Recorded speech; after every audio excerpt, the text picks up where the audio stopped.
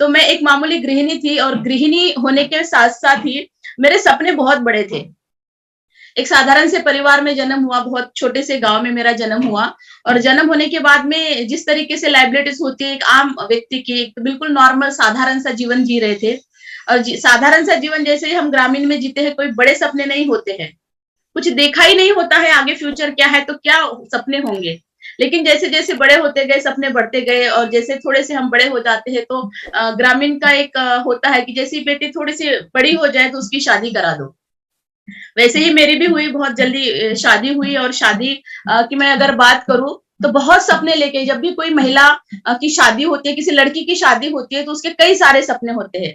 ना कि सिर्फ महिलाओं के सपने होते हैं, पुरुष भाइयों के भी बहुत सारे सपने होते हैं कि शादी के बाद ये करेंगे, वो करेंगे, ऐसा होगा, घर होगा, गाड़ी होगी, बंगला होगा, बच्चे अच्छे, बहुत सारे सपनों के साथ एक नए जीवन में हम पदार्पण करते हैं। वही हाल मेरे साथ भी हुआ। मेरी शादी हुई और मेरी शादी ऐसे व्यक्ति से हुई जो कि फौज में थे। मुझे बहुत सौभाग्य मिला उनके साथ रहने का, और एक देश के प्रति जो मन में इच्छाएं थी। ये मेरे मिस्टर है, मिस्टर मोरेश्वर सामटकर, जो कि फौज में थे, और एक फौजी के साथ मेरी शादी हुई। और शादी के बाद ऐसे लगा कि बहुत प्राउड फील होता था। लेकिन जब भी कोई लड़ाई के जैसा माहौल होता था या कोई भी, जब वो 6-6, 7-7 महीना घर नहीं आते थे, उस टाइम ना कोई फोन था, ना इस तरीके की जूम मीटिंगें थी, मिलने का कोई जरिया नहीं था, बातचीत का कोई जरिया नहीं था। 7-7 महीना, 8-8 महीना उनका इंतजार करते थे। वो दौर ही कुछ अलग था। उस दौर की अगर हम बातें करें तो आज के लोग उस टाइम के दौर से, जिन लोगों ने वो जिया है वो दौर, वो लोग बहुत भाग्यशाली मैं मानती हूँ, क्योंकि उनका जो अटूट प्रेम, अटूट बंधन उनका जो बंधा है, आजकल तो ये सब नहीं है जिस तरीके का माहौल वो था। लेकिन बहुत डर डर के जिया है।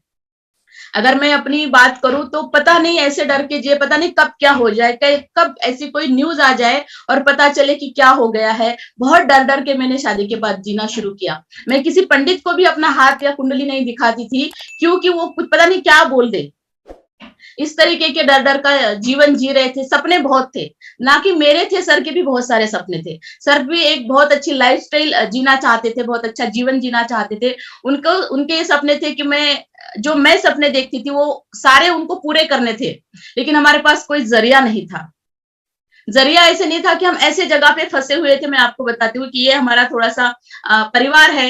ये मेरा परिवार है, 3 बच्चे और हम हैं। और जिस तरीके से हमारा परिवार है, परिवार बड़ा था, सास ससुर साथ में थे, और परिवार बड़ा होने के कारण जो तनख्वाह थी वो बहुत कम थी, और ऐसे लगता था कि कुछ ना कुछ तो एक्स्ट्रा किया जाए जीवन को अच्छे से बिताने के लिए, अच्छी मेन बेसिक जरूरतें पूरी करने के लिए, बच्चों के अच्छे एजुकेशन के लिए, वो सारी चीजें जो सपने हमने देखे थे उनको पूरा करने के लिए कुछ तो ऐसे किया जाए। लेकिन जब भी हम कुछ करने की सोचते हैं तो हमारे सामने कुछ विकल्प आते हैं।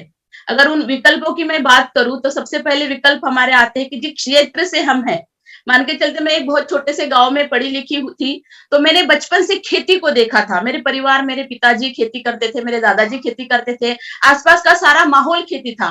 तो जब मैं उस परिवार में उस तरीके से मेरा पालन पोषण हुआ, तो मेरे दिमाग में तो पहली बात यही आई कि मैं खेती को जानती हूँ, खेती के बारे में कुछ बेसिक जो होता है, क्या किया जाता है, तो मैं उसके बारे में जानती हूँ, तो मैं खेती कर सकती हूँ अगर एक्स्ट्रा इनकम मुझे मेरे जीवन में चाहिए।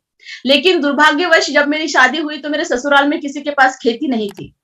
तो खेती नहीं थी, था ये तो ऑप्शन मेरे लिए खत्म था कि मैं खेती कर नहीं सकती थी। और दूसरा ऑप्शन फिर था कि भाई चलो कोई छोटी मोटी सी दुकान लगा लेते हैं, है ना। जब भी हम कुछ नया इनकम सोर्स के बारे में, तो यही तो हमारे दिमाग में आता है, बिजनेस करना। बड़े बड़े ये जो सारे शब्द है ये तो कभी सुने ही नहीं थे, क्योंकि जो माहौल होता है ना, वो माहौल ही हमें वैसे बनाता है। और हमने सोचा कि चलो भाई कोई छोटी मोटी दुकान लगाते हैं। जैसे ही दुकान का सवाल मन में आता था, इन पैसा नहीं था, क्योंकि अगर हम कुछ भी करना चाहते हैं तो पैसा तो चाहिए। और ऐसी जगह पे हम थे, मिलिट्री वाला कंटोनमेंट एरिया था जहां पे हम उस तरीके का शॉप या दुकान नहीं कर सकते थे। एक मिनट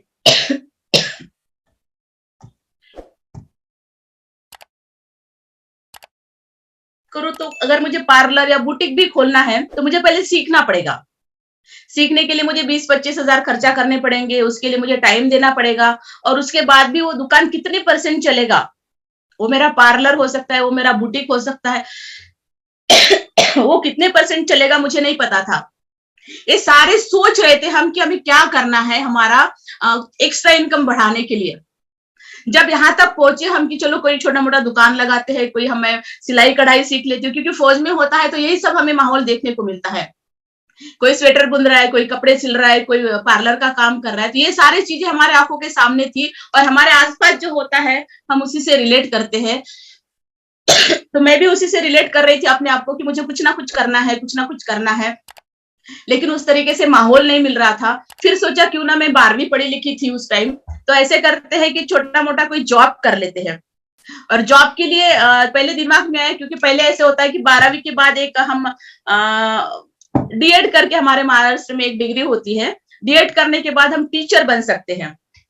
तो ये दिमाग में आया कि चलो मैं डीएड कर लेती हूँ, थोड़े 12वीं में अच्छे परसेंटेज थे और सर का जो एक्स सर्विसमैन का मुझे परसेंटेज कोटा मिला है उसके अंतर्गत मैं कोई डीएड करके मैं जॉब कर सकती हूँ। ये दिमाग में आया, ये सारा बातें चली रही थी। 1 साल उस डॉक्यूमेंट की प्रोसेस को लगा, लेकिन वे जैसे ही वो प्रोसेस चला उसके दौरान एक अपॉर्चुनिटी हमारे सामने आई। और उस अपॉर्चुनिटी की अगर मैं बात करूं तो जब भी कोई अपॉर्चुनिटी हमारे सामने आती है तो वो हल्की सी दस्तक देती है ना। कोई भी अपॉर्चुनिटी ऐसे नाचते गाते आपके सामने नहीं आती कि लो जी मैं आ गई, मेरा स्वागत कीजिए, ऐसे कोई नहीं आता है, हल्के से दस्तक देता है। और वो हल्के से दस्तक हमारे घर में आई, आरसीएम बिजनेस की किट हमारे घर में आई। क्योंकि आरसीएम बिजनेस एक ऐसा बिजनेस है, कोई भी खुद होके उसको नहीं ज्वाइन करता है, जबरदस्ती से ही वो आपके घर में आता है, किसी ना किसी को मना नहीं कर सकते हो, इसीलिए वो आपके घर में आता है। और मेरे परिवार में भी आरसीएम बिजनेस का जबरदस्ती से ही शुरुआत हुई, जबरदस्ती से ही अपॉर्चुनिटी मेरे घर में आई, लेकिन विश्वास नहीं था कि अपॉर्चुनिटी ये मेरे जीवन को इतना बदल सकती है। कभी भी विश्वास नहीं था, क्योंकि ऐसे कभी सोचा ही नहीं था कि सिर्फ घर का सामान बदलने से भी ऐसे हो सकता है।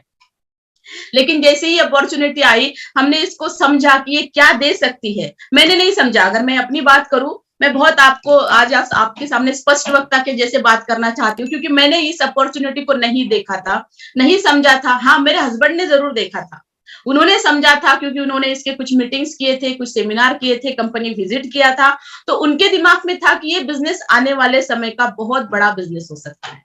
लेकिन मेरे सामने ये नहीं था, क्योंकि मैंने उस बिजनेस को देखा भी नहीं था, समझा नहीं था, जाना नहीं था।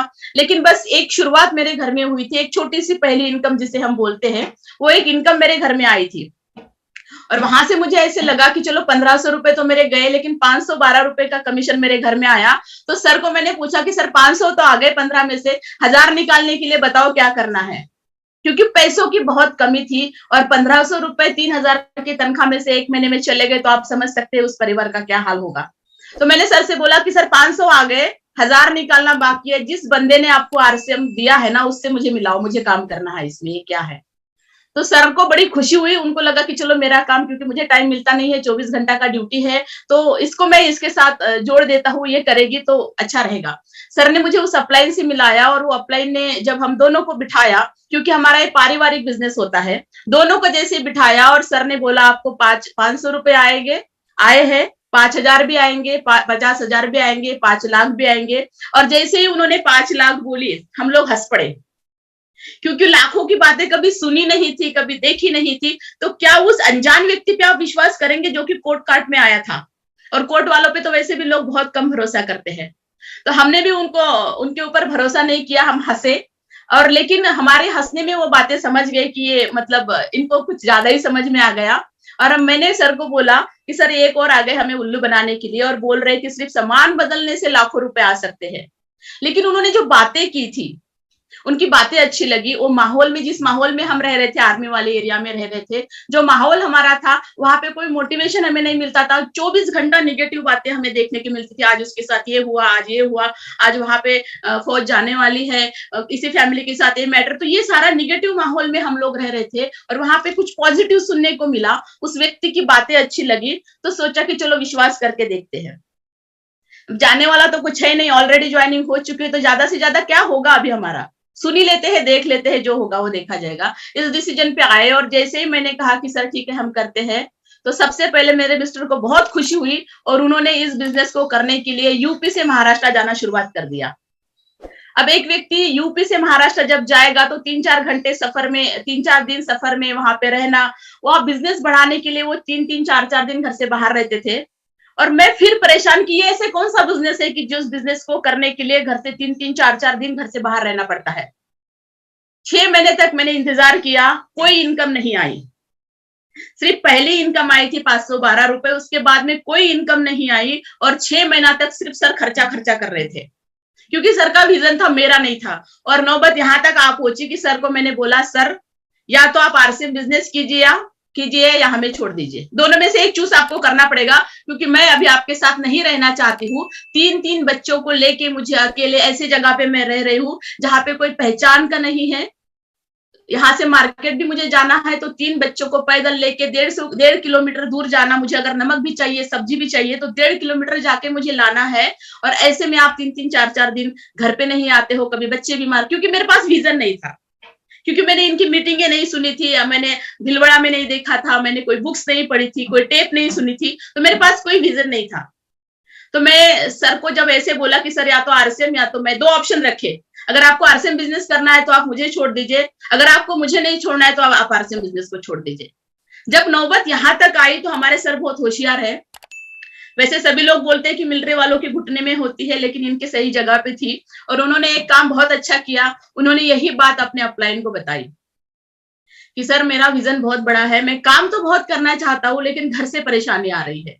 और जैसे ही सर ने ये बात बोला कि मुझे घर से परेशानी आ रही है, तब हमारे अपलाइन ने बहुत, क्योंकि अपलाइन के पास बहुत सारा तजुर्बा होता है, बहुत सारा नॉलेज होता है। अगर आप इस सिस्टम में आए हैं तो अपने अपलाइन को समर्पित हो जाइए कि सर मुझे बताइए आप क्या बोलते हैं, मुझे वही करना है।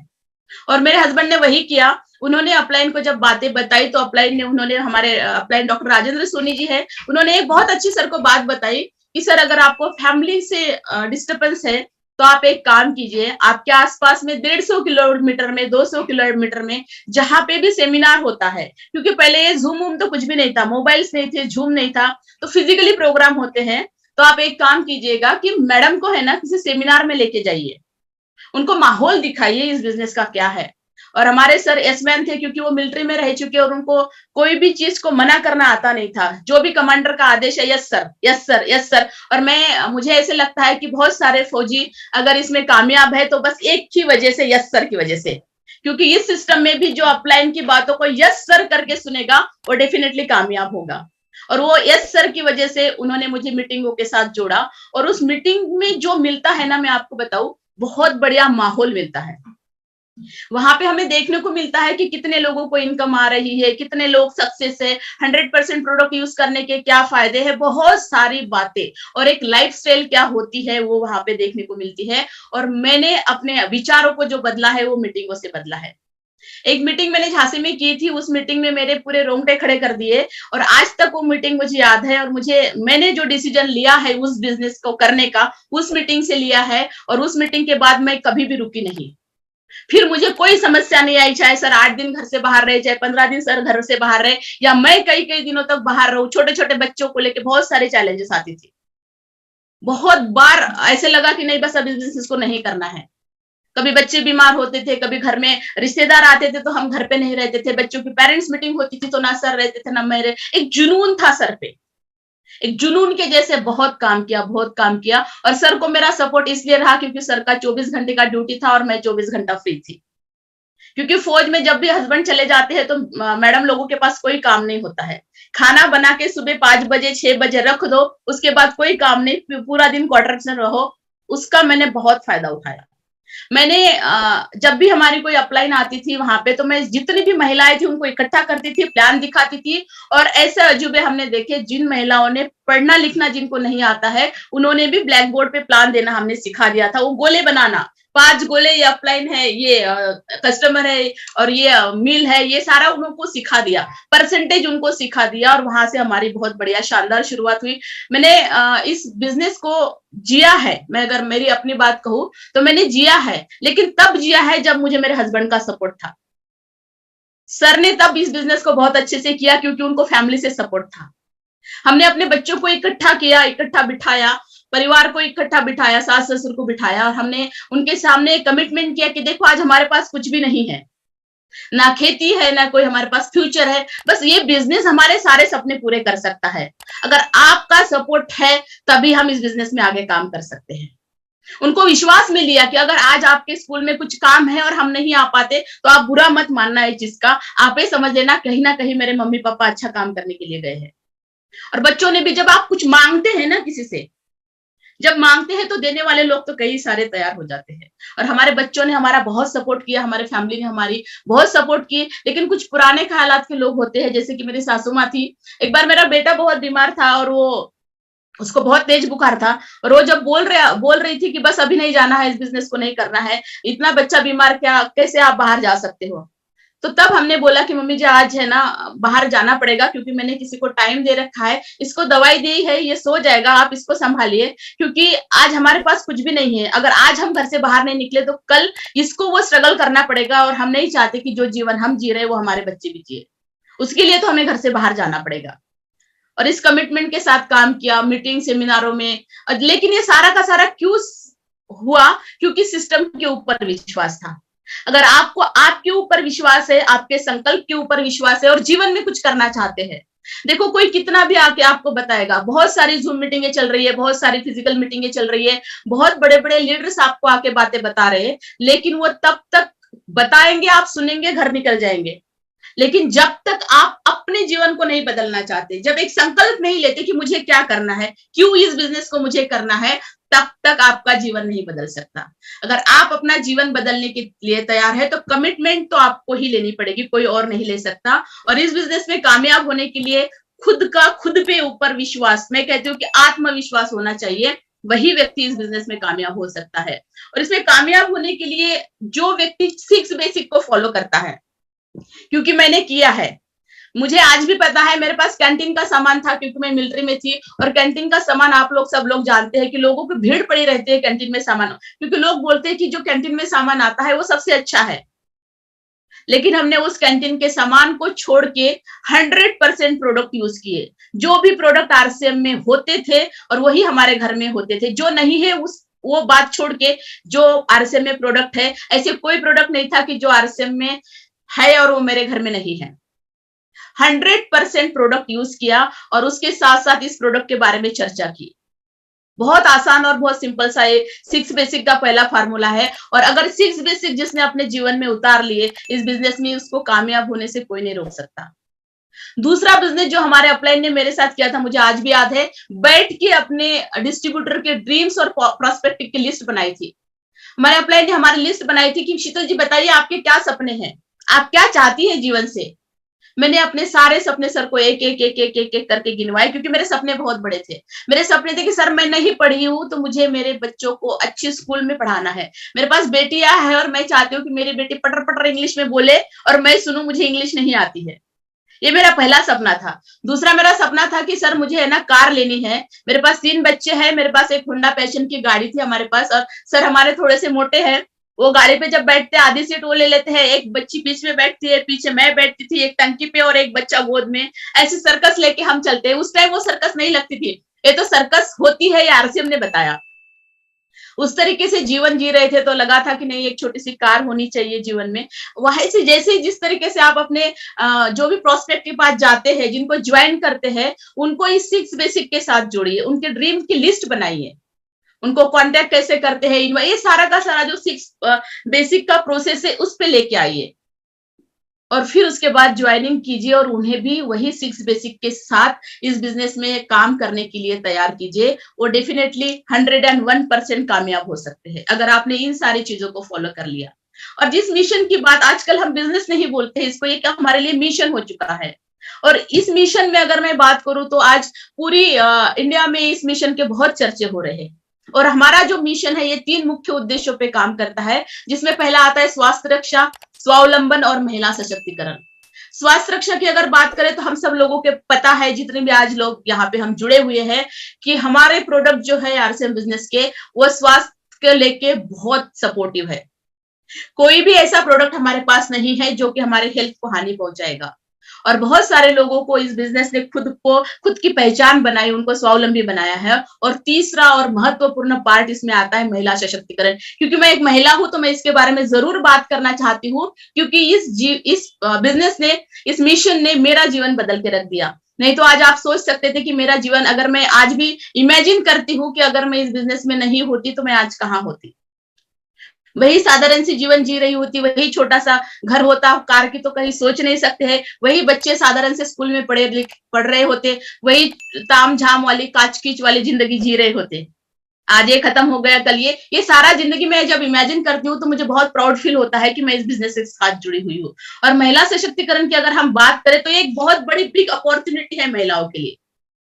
क्यों है? क्योंकि मैं जानती हूँ कि महिलाएं जो होती है, वो जो हमारे इंडिया में अगर रेशियो बताऊं मैं आपको, तो 50%, जैसे कि धनराज सर ने भी बताया कि 50% आबादी हमारी है और कुल आबादी का 48% महिलाओं का है।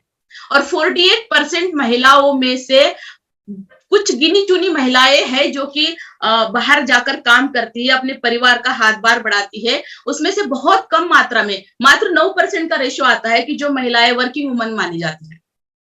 बाकी आप सोच सकते हैं, देश की आधी आबादी घर में बैठी हुई है, परिवार वाले करने नहीं देते, पढ़े लिखे नहीं है, कुछ करना चाहती है लेकिन पैसा नहीं है। जैसे कि मेरे पास था, ना पैसा है, करना तो बहुत कुछ चाहती है लेकिन उसके पास कोई संसाधन नहीं है। और इसीलिए अगर मैं महिलाओं की बात करूं कि वो क्यों करना चाहती है इस बिजनेस को, क्योंकि उसके पास सपने होते हैं। जैसे मेरे पास सपने थे, बहुत सारे सपने मेरे पास थे, उन सपनों के साथ मैंने इस बिजनेस को शुरू किया। तो महिलाओं के पास बहुत सारे सपने होते हैं अगर बात करें तो, उसमें अगर मैं बात करूं तो महिलाएं हार्ड वर्किंग भी बहुत होती है। अगर आप आपके घर की महिलाओं को देखेंगे तो जैसे धनराज सर ने बोला कि वो सुबह जल्दी उठती है और वो पूरा दिन काम करती है, लेकिन शाम को सबसे लेट वो सोती है, लेकिन कभी ऐसे नहीं बोलती कि मैं आज थक गई हूँ, क्योंकि वो अपने परिवार के लिए जो भी करती है उसको आनंद से, खुशी से करती है। जब वो अपने बच्चों को, अपने पति को खाना खाते हुए देखती है तो उसका पेट अपने आप भर जाता है। इस तरीके की वो हार्डवर्किंग होती है, साथ साथ में स्मार्ट यूजर भी होती है। अगर मैं अपनी बात करूं तो मुझे कभी भी नहीं लगा था कि मैं लैपटॉप सीखूंगी, कभी ऐसे प्रेजेंटेशन बनाऊंगी, पीपीटी बनाऊंगी, आपके सामने जूम के माध्यम से बात करूंगी, या मोबाइल पे जो भी आज हम काम कर रहे हैं वो काम मैं कभी कर पाती, मुझे नहीं लगता था। लेकिन ड्यू टू इस बिजनेस और जो मेरे सपने थे, उन सपनों ने मुझे ये सारे काम करने के लिए प्रवृत्त किया। तो ये हर महिला कर सकती है, जब मैं कर सकती हूँ तो हर महिला कर सकती है। हम मल्टीटास्किंग होती है। अगर मैं अभी भी बात करूँ तो मैं आपसे भी बात कर रही हूँ, मैं यहाँ पे भी देख रही हूँ कि कितने बजे, मेरा टाइम तो ज्यादा नहीं हुआ, मेरा गेट पे भी ध्यान है क्योंकि मेरा दूध वाला अभी आने वाला है, तो वो मुझे बीच में डिस्टर्ब ना कर दे। तो ये मल्टीटास्किंग हम होती ही है।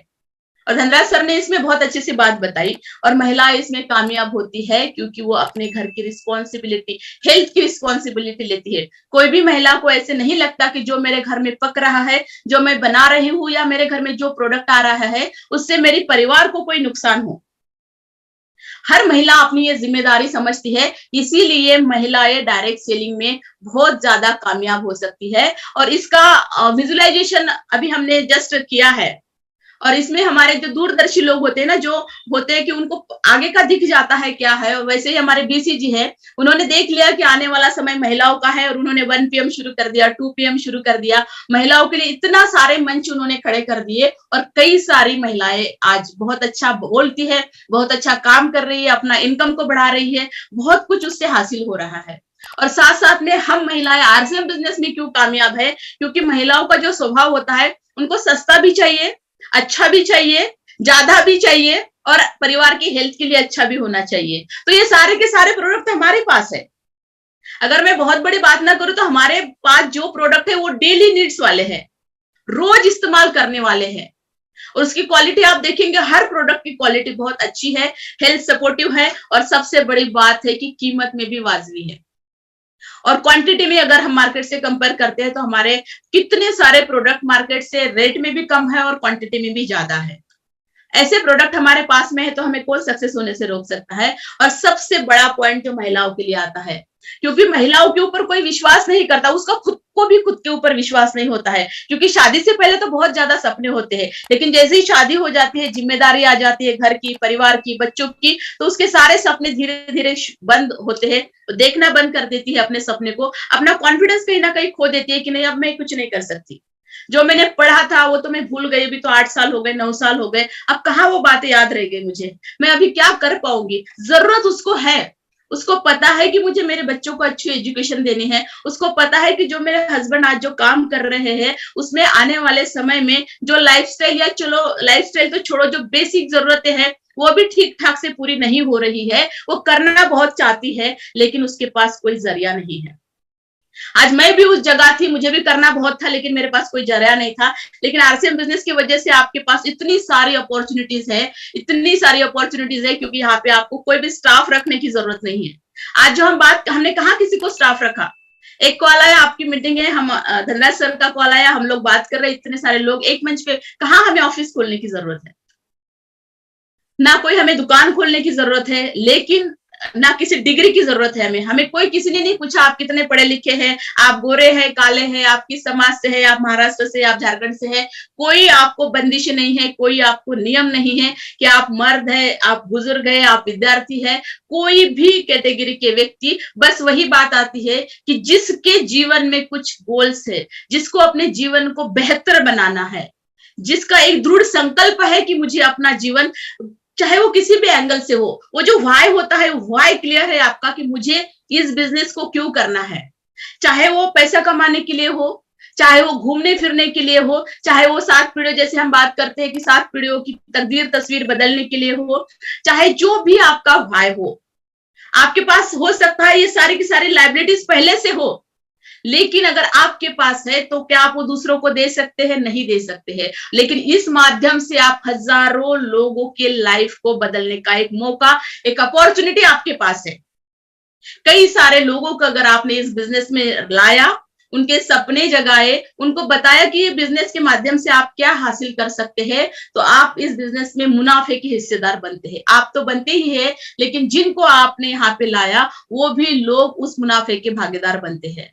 तो ये कितनी बड़ी डील है हमारे लिए, कितनी बड़ी अपॉर्चुनिटी है हमारे लिए, कितना बड़ा एक अच्छा काम हम इसके माध्यम से कर सकते हैं। जिस तरीके से हमारे देश में अभी बेरोजगारियां बढ़ रही है, जिस तरीके का हमारा प्रोडक्ट हमें मिल रहे हैं डुप्लीकेसी, तो कितने सारे लोगों की जान हम बचा सकते हैं।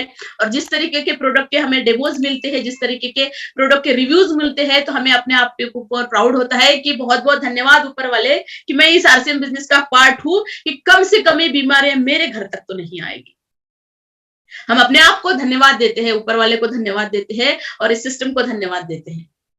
इस तरीके से हम बहुत महिलाएं इन सारे जो हमारे टर्म्स एंड कंडीशन या जो हमने अपने आप को लगाई हुई बंदिश है, उन बंदिशों को तोड़ के सिर्फ एक उद्देश्य होना चाहिए कि मुझे इस बिजनेस को क्यों करना चाहिए। आज आपके पति हो सकते हैं कितनी भी बड़ी जॉब पे हो, कितना भी बड़ा उनका बिजनेस हो, लेकिन एक बात आप समझ लेना, वो जब तक है तब तक इनकम है।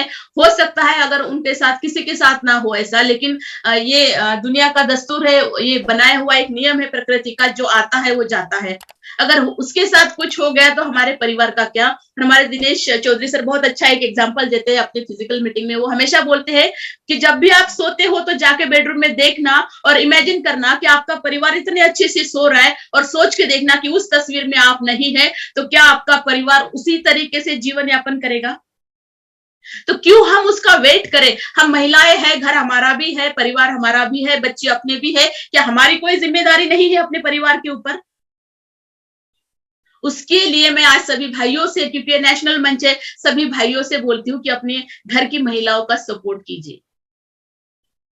सपोर्ट क्या हो सकता है, ये तो नहीं कहती कि हम उनको डोर टू डोर जाना है। अगर आप उनको मीटिंगों में भी लेके आते हैं तो आपको घर से जो सपोर्ट मिलेगा ना, वो बहुत बड़ा है, क्योंकि मैंने वो काम किया है, इसलिए मैं बोल सकती हूँ। तो इस तरीके से महिला, और अभी तो क्या बोले, जिस तरीके से प्रोडक्ट हमारे पास है, और एनिवर्सरी में आप लोगों ने सभी ने नजारा देखा है, 28 नवंबर को जो हमारी एनिवर्सरी हुई है, उस एनिवर्सरी में जिस तरीके से माहौल बदला है, जिस तरीके से किरण बेदी जी के वर्डिंग थे कि आज तक तो ये नजारा देखा ही नहीं था कि एक स्टेज पे इतनी सारी महिलाएं, आने वाले समय का वो पहला संकेत था हमारे लिए। और मात्र आरसीएम बिजनेस को 23 साल हुए, लेकिन की सोल को मात्र हमारे बीच में 5 साल हुई, और 5 साल में इतनी सारी महिलाएं गुलाबी कोट में एक मंच पे थी। तो आप सोच सकते हैं, अगर आप विजनरी पर्सन है, आप इस बिजनेस में सब चीजें जानते हैं, मीटिंगों में है, बुक्स पढ़ते हैं, सुबह का सेशन अटेंड करते हैं, इसका विजन देख पा रहे हैं आपकी क्या दे सकता है बिजनेस, तो आप अपने घर से शुरुआत कीजिए। क्योंकि जब भी कोई क्रांति होती है तो अपने घर से शुरुआत, उसमें आहुति डालने के लिए अपने घर से शुरुआत करनी पड़ती है। अपने घर से आपकी माँ हो सकती है, आपकी बीवी हो सकती है, आपकी बेटी हो सकती है, आपकी बहन हो सकती है। उनको कम से कम इन प्रोडक्ट से तो जोड़िए ताकि वो अपनी हेल्थ को तो अच्छा रख पाए। बिजनेस करना नहीं करना वो तो बात की बातें है। अगर आपको लगता है कि उसको जीवन में कुछ करना चाहिए, हम पढ़ा लिखा तो बहुत रहे हैं लेकिन नहीं पता कि उनको नौकरी मिलेगी नहीं मिलेगी। लेकिन अगर आप सिर्फ उड़ान के माध्यम से भी उनको इसमें इन्वॉल्व करते, एक्सक्यूज मी,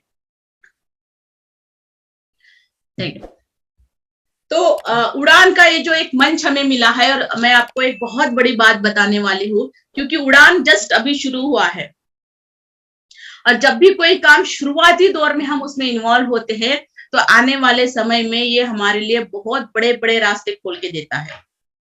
मात्र 5 साल हुए किशोर को और उड़ान को जस्ट 1 महीना हुआ है शुरू हुए।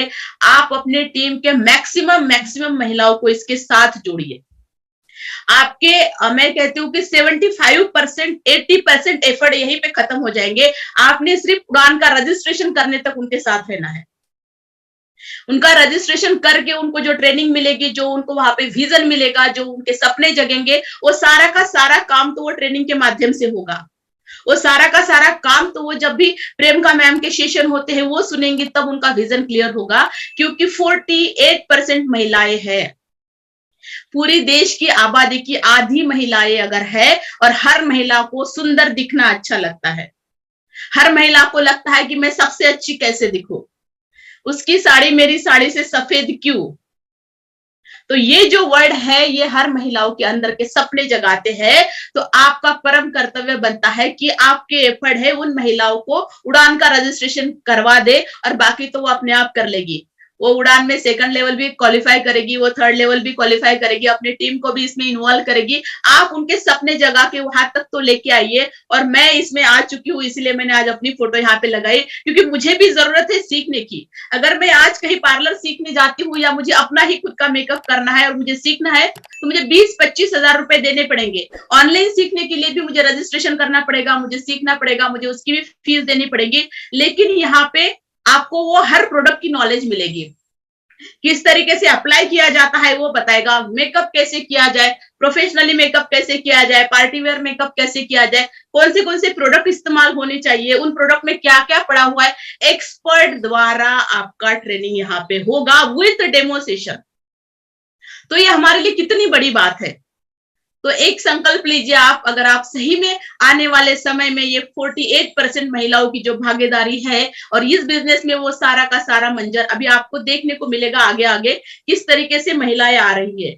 और उसमें एक सबसे बड़ा, जैसे कि धनराज सर ने अभी बताया, उसमें ये जो विराट महिला उद्यमी सम्मेलन है, इसके बारे में अगर मैं आपको थोड़ी सी बात बताऊं, क्योंकि ये जो प्रोग्राम होने वाला है, जिन्होंने भी 28 नवंबर का प्रोग्राम देखा उन लोगों ने ये डिसीजन वहां से लिया, क्योंकि मैं भी वहां पे थी और मैंने वहां पे डिसीजन लिया कि अब तो महिलाओं की बाढ़ आने वाली है।